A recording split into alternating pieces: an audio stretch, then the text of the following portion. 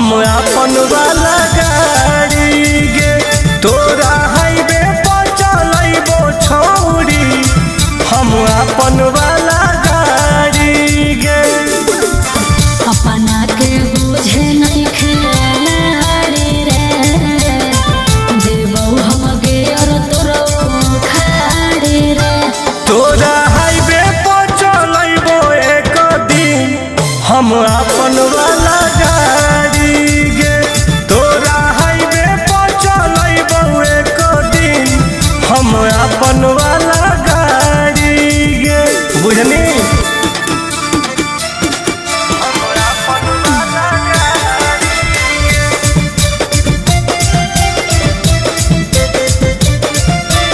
Music by Arya Sharma.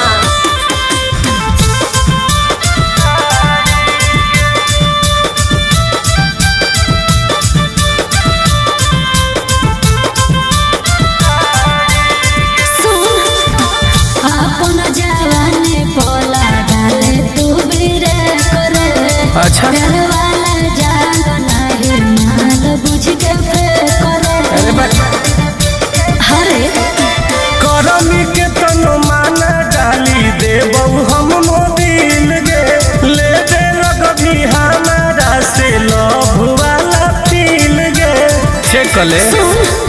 अंतर हम ऐसन देबो मारी रे 5 मिनट में जइमे हारी रे। तोरा हाईवे पर चलैबो छौरी हम अपन वाला गाड़ी गे तोरा हाईवे पर चलैबो एक दिन हम अपन वाला गाड़ी गे 100 के स्पीड में चलैबो।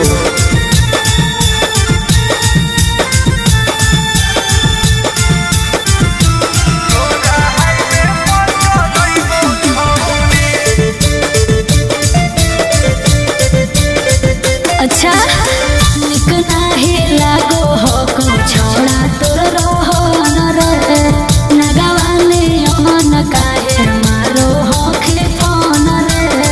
हे गे सुन की रे बोल धोले तो स्पीड जब एक्सीलेटर देबौ झाड़ गे फेंके लगतौ इंजन तोहर धुआं लगातार गे पावर दिख जइतौ।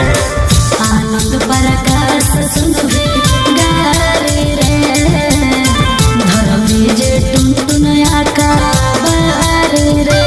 तोरा हाईवे पर चलैबो छौरी हम अपन वाला गाड़ी गे तोरा हाईवे पर चलैबो एक दिन हम अपन वाला गाड़ी गे। एक बार मौका दे के देख ले।